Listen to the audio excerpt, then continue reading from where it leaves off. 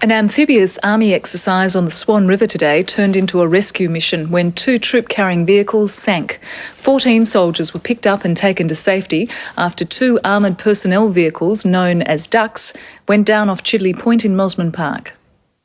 It started as a training program, preparing crews for water crossings, in readiness for Spider-Man 92, a major military exercise in the Pilbara later in the year. But something went wrong with 2 of the lead vehicles halfway into their downriver run. The pair of 12-tonne craft began to leak and quickly sank in 6 metres of water just south of Chidley Point, the Army moving quickly to mark the spot.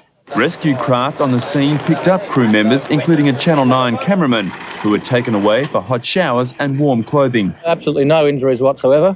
Everyone behaved strictly in accordance with the standard procedures, and there were no problems at all with that. Recovery of the 2 vehicles won't begin until tomorrow, when Army divers complete an inspection. No major damage is expected to have occurred to the amphibious craft. These things happen in training. Train for war, and we just carry on. The Army has declined to comment on why the vehicles sank until an investigation is completed. Mark Thompson, 10 Eyewitness News. There was highly competitive bidding today at a land auction in a northern suburb. Now, you'll probably end up knowing... Acute embarrassment for the Army over the accidental sinking yesterday of 2 armoured personnel carriers during an exercise on the Swan River. As the first of the 2 fighting vehicles worth $500,000 each was raised late this afternoon, a spokesman claimed the Army was well prepared to deal with accidents and that the salvage operation was all part of the job. When troops of the 10th Light Horse nosed their armoured personnel carriers, or APCs, into the Swan, they faced a simple exercise. Their task, to cruise slowly down Blackwall Reach and land at East Fremantle. But 2 crews were forced to dive to safety when their $500,000 fighting machines nosedived and sank in 10 metres of water. Fading light forced the salvage crew to abandon its attempt to refloat the vehicles last night when guards were posted on a nearby beach. Joined by SAS divers, the salvage crew was back on the job at dawn this morning, fixing airbags into the APCs. Reacting quickly, the Army built the salvage operation into the ongoing exercise, saying accidents and its reaction to them are all part of the job. We train as realistically as we can for obvious reasons, and we train hard, and these things happen in training. Late this afternoon, success. Buoyancy bags are inflated and the first of the 2 APCs is brought to the surface to be winched ashore. The Army says that in wartime, its mechanics could have the machine fully operational within 4 hours. But this one will be hauled back to barracks to be stripped down and overhauled. The operation to salvage the second APC will resume in the morning. Meanwhile, the Army says the sinkings will be the subject of a regimental inquiry. Ross Cameron, 10. During a training exercise yesterday. But like the training exercise, not all went to plan. The first vehicle was hauled to shore less than an hour ago, 12 hours after the rescue operation began. Hauled from the muddy depths of the Swan, one of the $500,000 amphibious vehicles the Army said were unsinkable. The vehicle is completely, utterly, totally amphibious. It floats, it doesn't go along the bottom, it floats on the top. But yesterday, when the 10th Light Horse Regiment was playing war games on the Swan, 2 Army ducks nosedived, sinking like bricks. 12 people, including a 9 News cameraman, scrambled to the surface. No one was hurt, except for a $70,000 camera.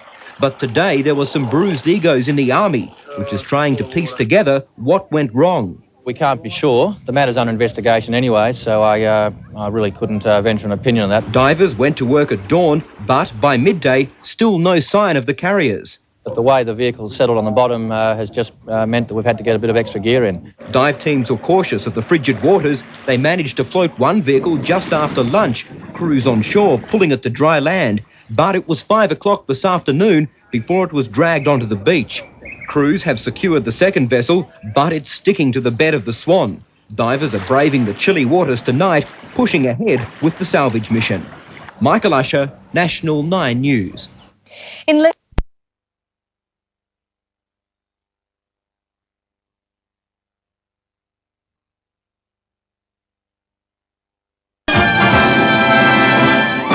Good evening, Verity James with ABC News.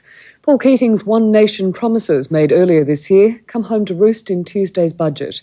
Treasurer John Dawkins is expected to revise the earlier pledge to put the budget back in the black within 3 years, at the same time as cutting personal income tax by more than $8 billion. The government is preparing to cut its economic growth forecast in the budget, but according to Big Business, the cut isn't going deep enough. The wheels of industry must turn faster if Paul Keating is to take Labor into a fifth term in office. Valuable personnel carriers which sank yesterday in Perth's Swan River. The amphibious vehicles were taking part in a training exercise when they went down in rough weather. The Army was keen to salvage its reputation after a routine training exercise went embarrassingly wrong yesterday. 2 amphibious personnel carriers sinking in stormy weather. Today's rescue was coordinated from the bank. The 10th Light Horse watched while Navy divers attached flotation bags to one of the vehicles sinking slowly into the riverbed. The first was expected to be lifted shortly after sunrise, but nearly 10 hours later, the recovery team was still battling to bring it to dry land. Then, late this afternoon, one of the 2 12-tonne vehicles emerged from the river, saturated but now safely ashore. The Army admits it's not the first time one of these vehicles has sunk. In fact, one officer told me 1 or 2 sink every year, but it dismisses any suggestions that they're prone to sinking. I think the sniggering could have taken place if we had done this sort of thing in very shallow water with no realism associated. We train hard, we work very hard to make the conditions as realistic as possible. The amphibious vehicles will go back into service after being stripped and the salt washed off them. Worth about $500,000 each, it's expected they'll be back on the roads, if not the river, in less than a week. Overseas now, and George Bush is reportedly... Nearly 4 hours to wrestle the amphibious troop carrier from its muddy resting place at the bottom of the Swan. Massive airbags finally lifting the 12-tonne craft before a workboat began towing it to shore. But a strong outgoing tide didn't make the job any easier, wedging the craft up against the jetty. Finally, Army personnel put their backs to the task. But river conditions has prevented the Army making a quick recovery of the vehicle. The divers are having a lot of difficulty. The visibility is right down. The tide is running very quickly, and they're struggling with very large pieces of block and tackle to get it together. In wartime, the vessels could be fully mobilised within 4 hours, but the Army admits it could take a little longer while an investigation into the sinking takes place. Mark Thompson, 10 Eyewitness News. Australia's richest woman... ...surface of the Swan River this afternoon. The second of 2 12-tonne personnel carriers was floated to the surface attached to airbags. The amphibious craft, valued at about $500,000 each, sank in stormy conditions during a training exercise on Saturday. One of the carriers was salvaged late yesterday afternoon. But what was started as plain sailing this morning ended in a battle. The enemy, a 14-knot current which pinned the carrier to a jetty. It took manpower and some non-military help to free the craft, and then another hitch, concern for the safety of divers, emerged as they battled the current to attach a tow line to the carrier. The tide is moving very quickly, so we are working very slowly and very cautiously to make sure that we get the job done without anyone getting injured. An Army spokesman said an inquiry into how the carriers sank is underway. Training exercise. Another vehicle which also went down was pulled out yesterday. Cruelty. River during exercises on Saturday. It was raised to the surface this afternoon by airbags. The amphibious craft are valued at about $500,000 each. The first was salvaged late yesterday. The former personnel carrier from the Swan River. The vehicle, one of 2 which sank in the Swan on Saturday during manoeuvres, was winched to dry land after an exhausting day and night salvage. Divers managed to attach airbags to the 12-tonne, $500,000 carrier as it lay in about 6 metres of water in Blackwall Reach. Earlier, the operation turned into a comedy of errors caused by a combination of poor visibility, stronger than expected currents and communications problems. Kings Park host to 20 armoured personnel carriers. The morning calm of Kings Park gave way to the rumble of metal on bitumen as the APCs arrived for the service. The 10th Light Horse first saw action at Gallipoli and has served with distinction in many conflicts since. Today, their fallen were remembered. Alongside the flowers, a sheaf of wheat to honour horses who died carrying their riders into battle. The salute was taken by former Lord Mayor Sir Ernest Lestier, who served with the unit during the Second World War. Meanwhile, in Mount Hawthorn, the newly restored Anzac Cottage has been officially opened by the Governor, Major General Michael Jeffrey. The cottage, built in 1916 to house injured soldiers, will become the Vietnam Veterans Association headquarters. For 3 years, volunteers have been rebuilding the house, which fell into disrepair in the 1980s. Guy Bevan-Ackburn, National 9 News. From action. Vietnam veterans will take over the World War I house as their headquarters. Also, in the lead-up to Anzac Day ceremonies, the 10th Light Horse Regiment held its special commemorative service in Kings Park this morning. The 10th Light Horse Regiment marched at Kings Park today with impressive reinforcements. Never before had they been flanked by 20 armoured personnel carriers at a commemorative service. Heavy military equipment is not used during Anzac Day displays, so in its special service, the 10th Light Horse Regiment chose to display the machinery which has now taken over from the horse.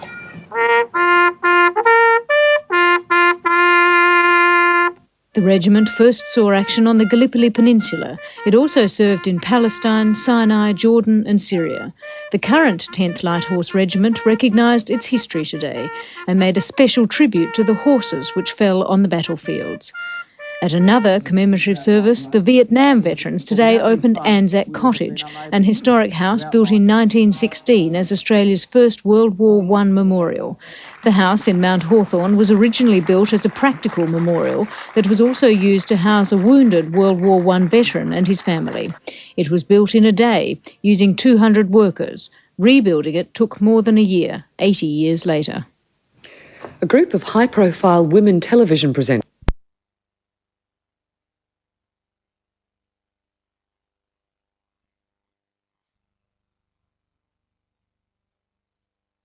game. So see your participating Mitsubishi dealer now. He's waiting to play ball.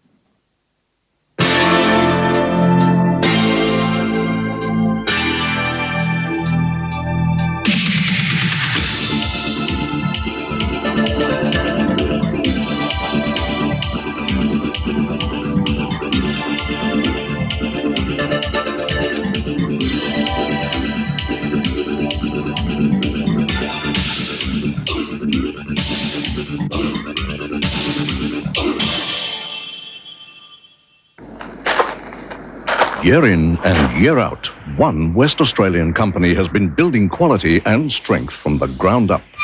That company is Highline, the trusted name in strength, reliability and value.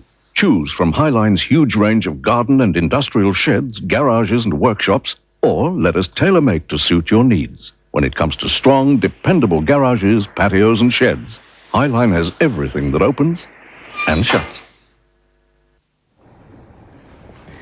I've spent a lifetime reporting stories, but I've never told one about this place. To me, it was always just Woolies, the big store where a kid could go a long way in his pocket money. What I didn't know was that my pocket money stayed in Australia. Woolies is Australian-owned. It's also one of Australia's largest employers, and growing. This year, they provided thousands of new jobs. Woolworths, a great Australian success story. Welcome to sport, everybody, with the West Coast Eagles slipping into top spot, albeit temporarily, after their solid win over Fitzroy. They dropped back to second after Geelong's victory over Brisbane today, but the Eagles' 14th successive victory at the WACA ground was built on a classy third-quarter effort. Fitzroy made their intentions clear before the bounce down and continued the aggression in the opening term. But it was the Eagles who dominated, none better than full forward Peter Sumich, who had 5 shots for goal for a yield of 2-3. It looked like a cakewalk, but some McCormick magic revived the Lions' hopes. The second term shaped up like the first, Carl Langdon assisting Sumich for his third. The Eagles were getting great midfield drive from Chris Mainwaring. He returned to his best with 30 possessions. But the Eagles never established a big break, and if there was a single reason, it was Paul Roos, who had 22 kicks and 14 marks, an effort that brought a brief tribute from Eagles coach Mick Malthouse after the match. Oh, he's a terrific player. The third quarter held the high drama, Fitzroy 3 times getting to within a kick of the Eagles. The crisis deepened with the loss of Sumich with a hamstring injury. But the Eagles answered the challenge with vital goals in the last 10 minutes, a period that pleased Malthouse. In many respects, it's probably one of the best quarters we've played all year because there was a lot of blokes running on empty and they just found a little bit extra, and I think that's important for their progress for the rest of this year. Any chance Fitzroy had was snuffed out early in the last quarter, Michael Brennan thinking quickly. The Eagles go east next Sunday to face Footscray, but it will be without Peter Sumich. He certainly wouldn't play next week, unfortunately, but that's the way it is. Harvey Deegan, 10 Eyewitness News. So the Eagles looking in great shape as the finals loom. But so too are Geelong, who put bottom side Brisbane through the ringers, while Hawthorn, with 12 from Jason Dunstall, were too good for Richmond, and Carlton were all over premiership aspirants Footscray. A lack of talking by Footscray led to the Blues' first goal through O'Sullivan. There was plenty of heavy stuff, all of it fair. Carlton, though, had all the play. Brown put the Blues 2 in front. There's another one! The Bulldogs lacked system, but did manage to convert when they got the ball forward. In the second quarter, the breeze stiffened, and Carlton made the most of it. The Blues went on a rampage, beating 6-5, while at the same time holding Footscray to just 3 behinds. A term which was marred by some nasty behind-the-play incidents. Brian Royal came on during the second quarter and left at half-time with 2 cut and swollen eyes and a bloodied nose. In the third term, the Bulldogs came out fired up. Greg Williams was one player who bore the brunt. Royal and Hogg were continuing their 2-man war, and it developed into a grand-scale battle. There's a bit of a biff on here. As far as the footy was concerned, the Blues maintained their dominance. Any chance of a Bulldogs comeback went out the window early in the final stanza when Brown stormed into an open goal, and the brawling continued. Steve Kernahan was enjoying the afternoon. He took over up forward, booting 3 final quarter goals for a match tally of 7. On the local football scene, the second last round of qualifying fixtures. South Fremantle were slow starters against Claremont, but eventually ran out winners by 47 points. The Bulldogs' fierce tackling a feature. At Bassendean Oval, Swan District served notice they'll be tough in the finals, overpowering Perth by 61 points. West Perth continued their good form, but too late in the season, today upsetting East Fremantle by 33 points for their 3rd win in a row. And Subiaco have hit their straps at the right time, handing out a 79-point drubbing to East Perth, a win set up in the first half. Subiaco packed too many guns up forward. Captain Rod Willett in good early touch. If he wasn't firing on goal, Gary Kemp was. Kick, they're called to play on, and Kemp kicks the goal. Malcolm Williams was another Lion in top form. Williams. Kick is good. A great kick from the pocket by Malcolm Williams. The Royals were frustrated. Williams capitalised on undisciplined play by Steve Richardson. And from there, he drills it. There was little joy for East Perth, but Sean Colbung was doing his best to keep his team in touch. Looks pretty good. They're clapping it through. East Perth stayed somewhat of a revival in the third quarter, Bertram kicking the goal of the day. But it was too little too late, and Subiaco romped away in the final term, Kemp posting his 4th for the day. Harvey Deegan, 10 Eyewitness News. Now to the ladder, and with one qualifying round left, South Fremantle now a game clear of East Fremantle, while East Perth and Perth meet next week in the battle for 5th spot. Now to basketball, and the Wildcats' playoffs hopes received a major boost overnight when they survived a triple overtime situation to defeat Newcastle. The result took the Cats' win-loss record to 8-8, and if they can win tonight's showdown with Gold Coast, they could end the road trip in 5th position. The real drama of this game began to unfold late in the 4th term, a Michael Johnson bomb taking things into overtime. Then the Wildcats, who'd fought back so well earlier in the piece, hit foul trouble. Star playmaker Ricky Grace out of the game. The pressure was right on the Cats when this one went in. And he gets one down. But James Crawford responded to take things into a second overtime. Then it was overtime 3, and with Hinchin and Hansen joining Grace on the sidelines, time to regroup. Steve Davis provided a vital 4 points from the stripe. Now the pressure was on the Falcons, and tempers frayed under the Cats' basket. Back up! Sean Dennis sank a long one for the Falcons, but it was too late. The Wildcats 5-point winners in a real character performance. That was the effort of a championship team. Well, after that gargantuan effort to defeat Newcastle, it's a big ask for the Wildcats to scrub up again tonight. But that's the contract. The Cats up against Gold Coast at Carrara after just 3.5 hours sleep last night and a commuter aircraft trip early this morning. To find out how they might respond to all of that, let's go to Channel 10 commentator Terry Kennedy at Carrara. Thanks very much, Ian. Well, that really is the $64 question. The Wildcats arrived here about 20 minutes ago and they've been shooting around and they look fairly sharp. Of course, Coach Murray Arnold had a training session scheduled for 12 a.m. or 12 noon today, but he cancelled that. Most of the players had to sleep. Some of the players had to walk along the Gold Coast beaches. And I think they found some inspiration there, Ian. Now, Terry, on a more serious note, they rely a lot on the drive they get from Ricky Grace. He's just back from an operation. How do you think he'd recover? Ian, I just spoke to Coach Murray Arnold about Ricky Grace. He was very happy with the contribution Grace made last night. He said physically he's fine and he expects another big game tonight, as he does of Andrew Vlahov, who of course was superb last night against the Newcastle Falcons. I think he finished with 32 points and he's in for another big game tonight. Well, let's have a look at the rollers, Terry. I guess Andre Lafleur's the main danger man. Yes, Ian, you're right. Andre Lafleur, he's been in sensational form. Of course, the Gold Coast Rollers, well, they're missing Mike Mitchell. Since Mitchell has been out for the Gold Coast Rollers, Andre Lafleur has taken over the major scoring responsibilities and he has really filled in well for Mike Mitchell. And he is the spearhead. Also, keep an eye on Ronnie Radcliffe. He's been in good form. OK, Terry, thanks very much. Good calling tonight. Thanks very much, Ian. And, of course, you can watch that game live and exclusive here on Channel 10 from 8:30 tonight. In cricket, Tom Moody and Mark Taylor have put Australia in the box seat in the opening one-day international against Sri Lanka. The Aussies scored at almost 5 and over, Taylor making 94 and Moody 54. And a few minutes ago, Sri Lanka were 2 for 132 after 29 overs. To golf now, and little-known American Gene Sowers has skipped away to a clear lead at the halfway mark of the US PGA. But lurking behind him, the deadly Nick Faldo, poised to take out yet another major title in his resurrected career. Steve Elkington's the best of the Australians, our own Roger Mackay making the cut, but way off the pace with 12 strokes behind the leader. Englishman Steve Richardson was one of few to cut the course apart on day 2. This monster eagle helped him to a course record 5 under 66. However, fellow Brit Colin Montgomery didn't have such a great day. He finished with a 76. But if you thought that was bad, how about this tee shot from the great Tom Kite? Shades of a Sunday golfer. Fortunately, no one was hurt. US Masters champ Fred Couples is well on the hunt. A 2 over 73 sees him 6 shots off the pace.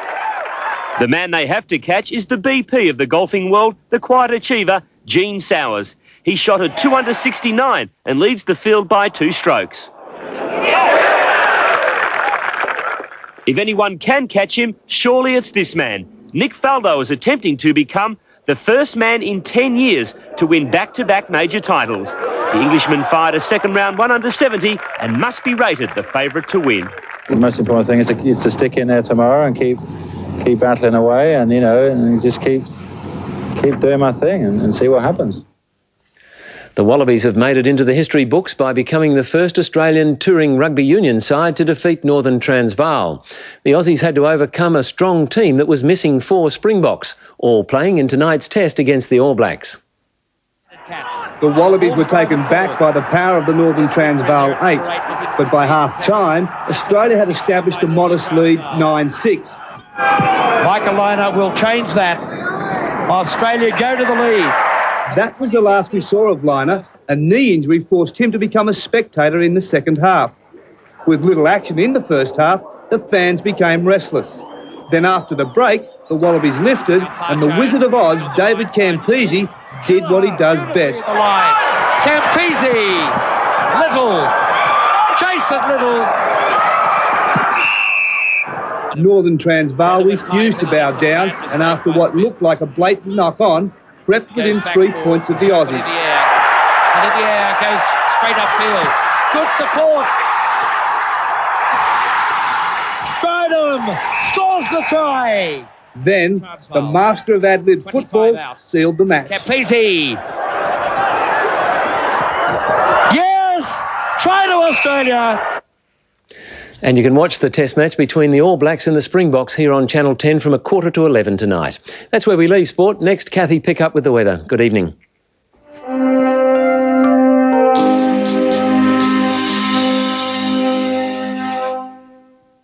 The big premiere movies are back on 10. You've got to come back with me. Where? Back to the future. Sunday, for the first time on television. I gotta check this out. Twice the action. I need to borrow your hoverboard. Twice the surprises. It's so big. Michael J. Fox and Christopher Lloyd.